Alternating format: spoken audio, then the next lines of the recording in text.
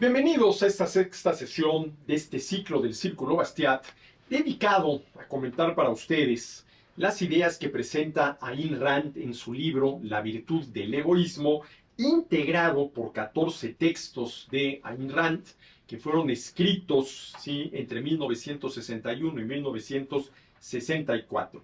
Y estamos analizando el primero de estos textos, el más importante de este libro sin duda alguna, que lleva por título La ética objetivista. Y nos quedamos con la afirmación en la sesión anterior de que la vida es un proceso de acción autosostenida y autogenerada. Si un organismo fracasa en esta acción, muere. Sus elementos químicos perduran, pero su vida termina. Y dice Rand, solo el concepto de vida hace posible el concepto de valor. Solo para un ser viviente las cosas pueden ser buenas o malas, recordando que para Rand valor es aquello que nos lleva a actuar para obtenerlo y conservarlo. En este sentido, dice Rand, solo un ente vivo puede tener metas o generarlas. Solo un organismo vivo posee la capacidad de realizar acciones autogeneradas y dirigidas hacia metas. Por ejemplo, una planta que gracias a sus raíces absorbe los nutrientes que necesita para poder mantenerse viva, está realizando una conducta que no es volitiva y no es consciente, sin duda alguna, pero de que es, vamos a decirlo así, una conducta generada por la planta para mantenerse viva, sin duda alguna.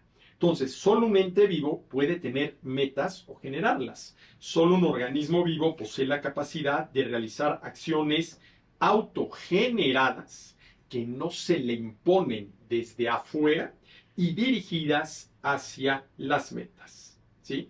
A nivel físico, las funciones de todos los organismos vivos, desde el más simple hasta el más complejo, desde la función nutritiva en la célula única que constituye la ameba hasta la circulación sanguínea en el cuerpo humano, son acciones originadas por el propio organismo y dirigidas hacia una meta singular, el mantenimiento de la vida. El mantenimiento de la vida.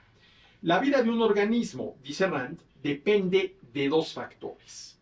El material o combustible, así le llama ella, que toma del exterior, de su medio físico, y la acción de su propio cuerpo, la acción de usar ese combustible adecuadamente. Un ejemplo de esto lo tenemos en la acción de beber que realizamos los seres humanos, acción de beber que nos permite mantener la salud y mantener la vida. Bueno, esa acción depende de dos factores. El material, que en este caso es el agua. Necesitamos disponer de agua para poder beber y satisfacer la necesidad. Pero una vez que disponemos del agua, necesitamos beberla y una vez que la bebemos, el organismo hace todo lo que tiene que hacer para aprovechar esa agua, entre otras cosas, hidratar a ese organismo y permitirle mantener la salud y la vida. La vida de un organismo, dice Rand, depende de dos factores: el material o combustible que toma del exterior, de su medio físico, y la acción de su propio cuerpo, la acción de usar ese combustible adecuadamente. ¿Qué norma determina lo que es adecuado en este contexto? La norma o estándar es la vida del organismo, o sea, aquello que es necesario para la supervivencia de este. Y a ver, la pregunta que hace Rand y la respuesta que da es muy importante. Dice, ¿qué norma determina lo que es adecuado en este contexto? A ver, ¿por qué en el contexto en el cual una persona tiene sed, lo adecuado, lo correcto, no nada más desde el punto de vista biológico, sino desde la perspectiva ética, es que beba agua para hidratarse? ¿Qué norma determina que esa conducta, beber agua, es adecuada en este contexto, la persona que tiene sed. Y dice Rand, la norma o estándar es la vida del organismo, en este caso del ser humano, o sea, aquello que es necesario para la supervivencia de este. A ver, ¿a qué está apuntando Rand? A afirmar que es éticamente correcto aquello, sí, que tiene como fin la preservación de la salud y la vida, en este caso concreto, del ser humano. Es éticamente correcto lo que tiene como fin la preservación de la salud y la vida del ser humano. Afirmación que, como ya veremos más adelante, tendríamos que precisar. Porque, a ver, ¿es éticamente correcto que yo le robe a alguien su agua porque tengo que beber para hidratarme? Pues desde el punto de vista ético no lo es. Es éticamente correcto que yo pueda trabajar para conseguir agua, que entonces sería de mi propiedad, puesto que es producto de mi trabajo, para satisfacer la sed. Entonces, más adelante tendremos que puntualizar esta afirmación de que es éticamente correcto todo aquello que conduce a la preservación de la salud y la vida del ser humano.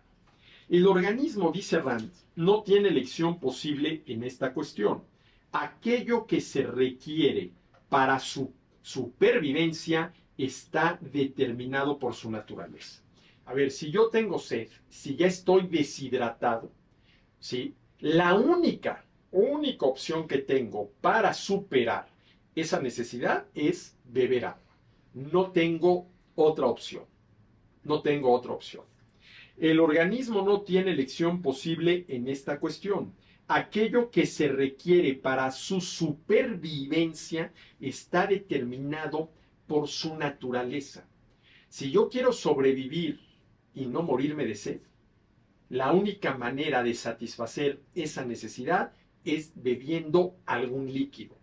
No, por ejemplo, comiendo carne. Eso satisface otra necesidad, ¿sí? En este sentido fundamental, la inacción es la antítesis de la vida. A ver, lo que está diciendo Rand es que los seres vivos, comenzando por los vegetales, pasando por los animales, hasta llegar al ser humano, tenemos que realizar determinadas conductas para mantener la salud y la vida. Que en algunos seres vivos, como es el caso de los vegetales, esas conductas no son producto de la racionalidad y de la voluntad, sí, pero de que el vegetal tiene que realizarlas para mantener la salud y la vida, sin duda alguna. En el caso del ser humano, el asunto ya es un poquito más complicado porque en el caso del ser humano interviene la racionalidad y la voluntad. Pero la inacción viene a ser la antítesis de la vida. Un ser vivo que cayera en una condición de total, absoluta y definitiva inactividad, no pasaría mucho tiempo antes de que muriera. En este sentido, en el caso concreto del ser humano, ¿cuál es el primer objetivo de la acción humana? Mantener la salud y la vida. Ese es el primer objetivo. Si por alguna razón cayéramos en una condición, en una situación de total, absoluta y definitiva inactividad, pues tarde o temprano moriríamos o de sed o de hambre. En este sentido fundamental, dice Rand, la inacción es la antítesis de la vida. Esta, la vida, solo puede mantenerse a través de un constante proceso de acción y de autosustentación. La meta de esta acción, el valor supremo, que para ser conservado debe ganarse en cada momento, es la vida del organismo. Un valor supremo, dice Rand, es aquella meta o destino final para alcanzar el cual todas las metas inferiores son medios. Tal valor supremo determina el patrón según el cual se evalúan las metas inferiores. La vida de un organismo es su patrón de valor. Lo que ayuda a su vida es bueno, aquello que la amenaza es malo. Lo que ayuda a su vida es bueno, aquello que la amenaza es malo, ¿sí? Solo una meta final, un fin en sí mismo, hace posible la existencia de valores.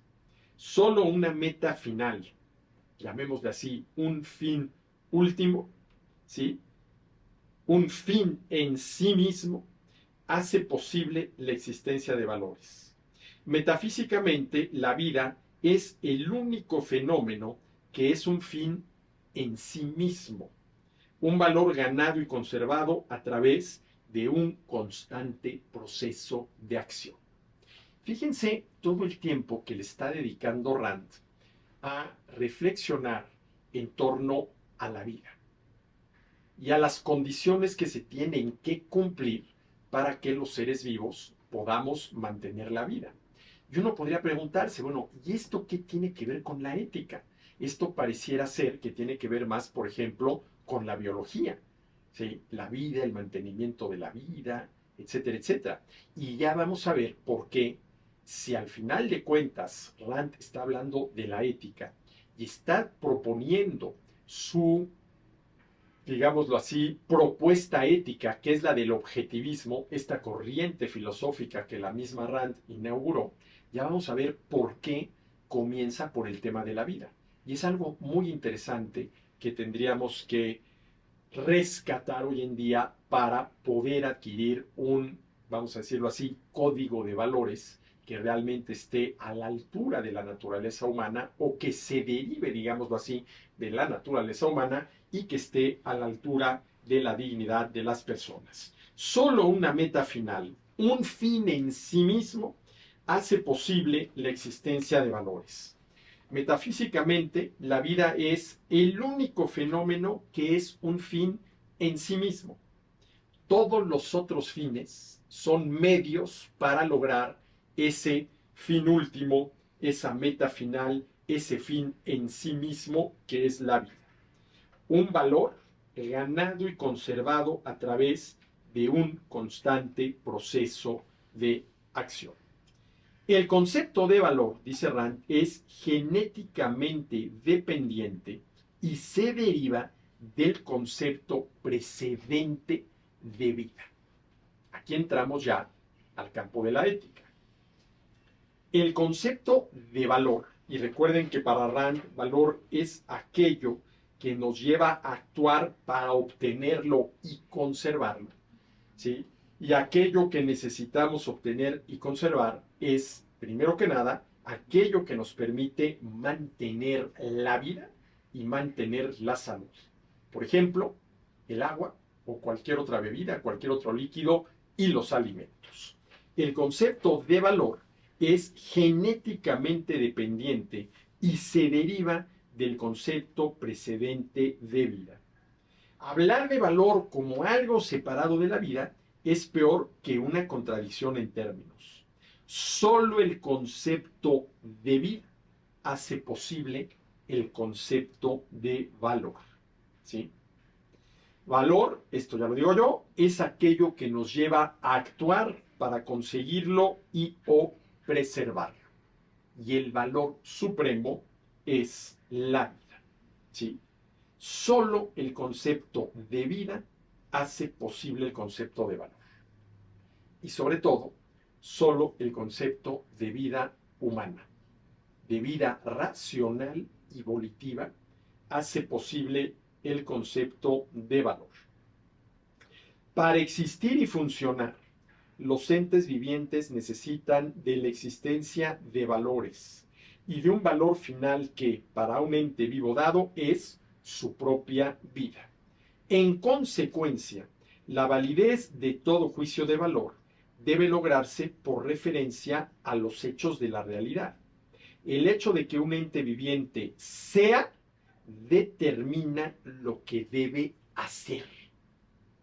El hecho de que un ente viviente sea determina lo que debe hacer. Esto es suficiente en cuanto a la relación entre ser y deber. Ayn Rand comienza, ¿sí?, a presentar su propuesta ética, que es la del objetivismo, ¿sí? Analizando el tema de la vida. Y el hecho innegable de que cualquier ser viviente, para mantener su vida, tiene que realizar unas determinadas conductas, sin las cuales la vida simple y sencillamente cesaría. Por eso dice Rand que la inacción es la antítesis de la vida. Hasta aquí esta sesión del Círculo Bastiat y nos vemos en la próxima.